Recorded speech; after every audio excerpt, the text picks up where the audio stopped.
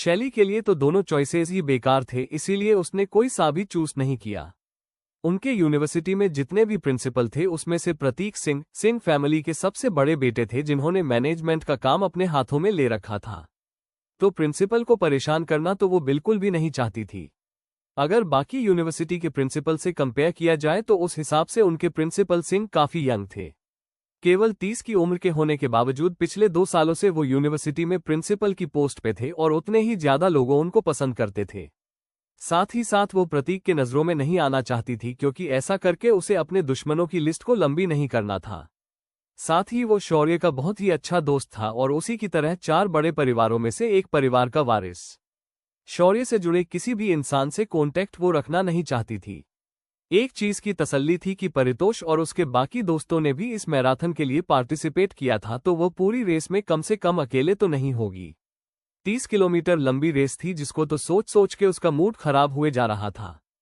तब उसे याद आया कि मुस्कान ने एक और बात बोली थी, अगर तुझे रेस नहीं करना तो एक और आइडिया है तेरे पास। तुझे बस शौर्य को आई लव यू 10 बार बोलना है और फिर मैं तुझे जाने दूंगी। वो समझ गई थी कि मुस्कान को उसकी और शौर्य की लड़ाई के बारे में पता चला है, इसीलिए उसने बहुत चालाकी से इस पूरा का पूरा प्लान बनाया। बहुत तेज लड़की है मुस्कान। अपनी तीनों चॉइस पे सोचने के बाद उसने एक फाइनली डिसाइड कर लिया कि वो क्या करेगी। फाइनली रेस वाला दिन भी आ ही गया। सभी दोस्तों ने मैराथन वाली शर्ट पहनी थी और शैली ने रेस स्टार्ट होने से पहले ही वार्म अप करना चालू कर दिया था। जब शैली और उसके दोस्तों ने रेस कोर्स में state level silver medalist player को देखा तब उनके मुंह खुले के खुले रह गए। यार ये क्या हुआ, ये तो सच में बहुत बुरा हुआ हमारे साथ। सबके मुंह से घबराहट में एक साथ यही बात निकली। मुस्कान खन्ना, याद रखूंगी मैं बहुत अच्छे से तुझे, शैली ने अपने दांतों को पीसते हुए कहा। परितोष ने भी अपना गुस्सा निकालते हुए कहा, कैसी लड़की है ये, इसे तो मैं बताऊंगा अगर मेरे हाथ लग गई तो। शैली गुस्सा थी, लेकिन मुस्कान से ज्यादा खुद पे। अगर गुस्से गुस्से में उसने रेस के लिए हाँ नहीं कही होती तो ये सब कुछ नहीं होता। ना तो वो मुस्कान के जाल में फंसती और ना ही उसके दोस्त उसके पीछे पीछे इन सब चीजों में। तभी सुहानी पीछे से नर्वस होते हुए आए। अरे कोई बात नहीं यार, तू टेंशन मत ले, नहीं होगा तो नहीं होगा, ज्यादा से ज्यादा क्या होगा, हम तुझे और प्रिंसिपल को एक रूम में लॉक कर देंगे बस। It's not a big deal. सुहानी सब बातें सोच समझ के बोल रही थी। पहला ऑप्शन तो बिल्कुल पॉसिबल ही नहीं था। किसी भी हालत में शैली आर्यन के पीछे तो जाने से रही बात तीसरे की तो सोचते ही सुहानी को अंदर से डर लग गया।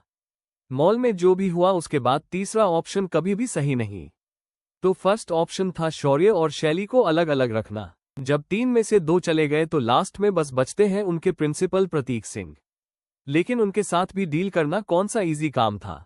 सुहानी गुस्से में बोलती है, कैसे कैसे चॉइस दिए है उसने, ये तो नाइंसाफी हुई ना। सुहानी को गले लगाते हुए शैली समझाती है, कोई बात नहीं, मैंने और भी रेस जीते हैं। हाँ उसमें डिस्टेंस इतना ज्यादा नहीं थे, लेकिन मैं अगर दिल से करूंगी तो पक्का जीतूंगी। और वैसे भी मैं पहली बार मैराथन दौड़ रही हूं तो क्यों ना इसे प्रैक्टिस की तरह ही ले लूं। शैली इस रेस से मुस्कान को शर्मिंदा करना चाहती थी, लेकिन दुख की बात यह थी कि शर्मिंदा वो खुद होने वाली थी।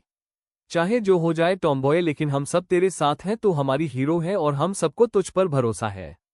ऐसा बोलकर साइड से समायरा भी शैली को प्रोत्साहन देती है और शैली भी मजे मजे में समायरा एक फ्लाइंग किस दे देती है।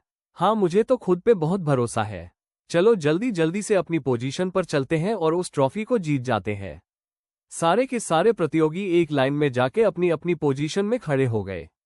600 से ज्यादा लोगों ने इस मैराथन के लिए फॉर्म भरा था और इतने ही कुछ वॉलंटियर थे जो उस पूरे प्रोग्राम को अच्छे से मैनेज कर रहे थे। बहुत सारे आसपास के यूनिवर्सिटी वाले बच्चे अपने अपने दोस्तों को सपोर्ट करने के लिए भी आए हुए थे। हमारे सिल्वर मेडलिस्ट प्लेयर के भी काफी सारे फैंस उस भीड़ में मौजूद थे। दोनों तरफ से ग्राउंड खचाखच लोगों से भरा हुआ था और यह नज़ारा देखते बनता था। बहुत सारे तो अपने दोस्तों के पोस्टर्स बनवा के लाए थे।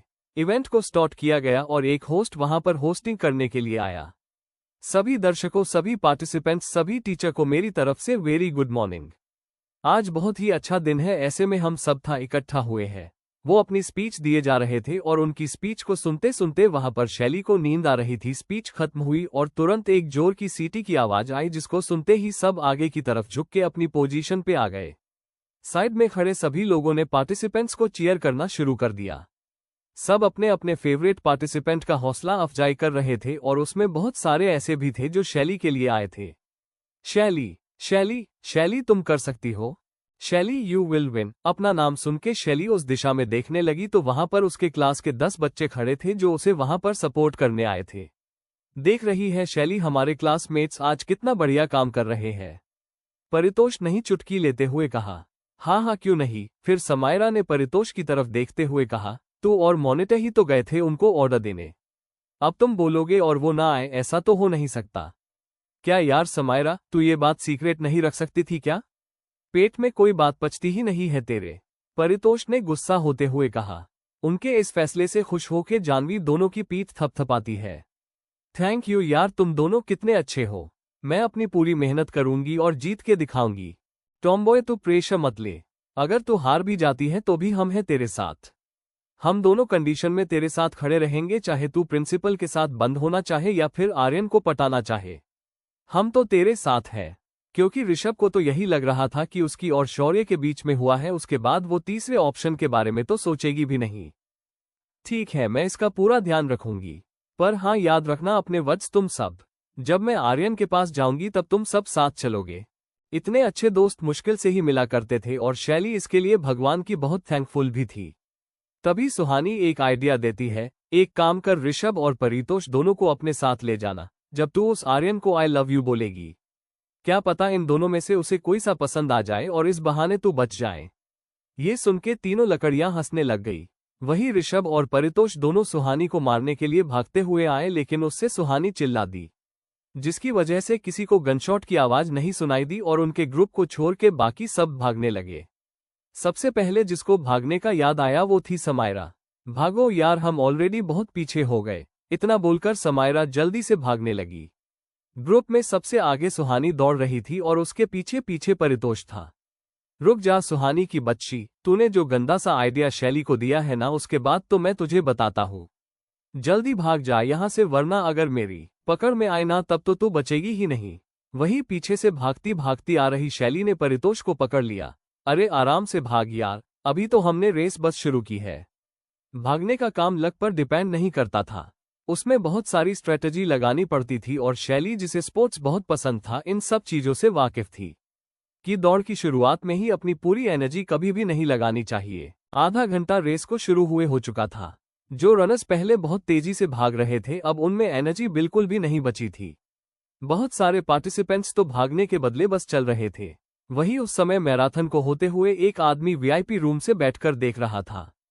प्रशांत, जो शौर्य का ही एक असिस्टेंट था, वो वहां बैठे के ऑफिस की कुछ बातें रिपोर्ट कर रहा था।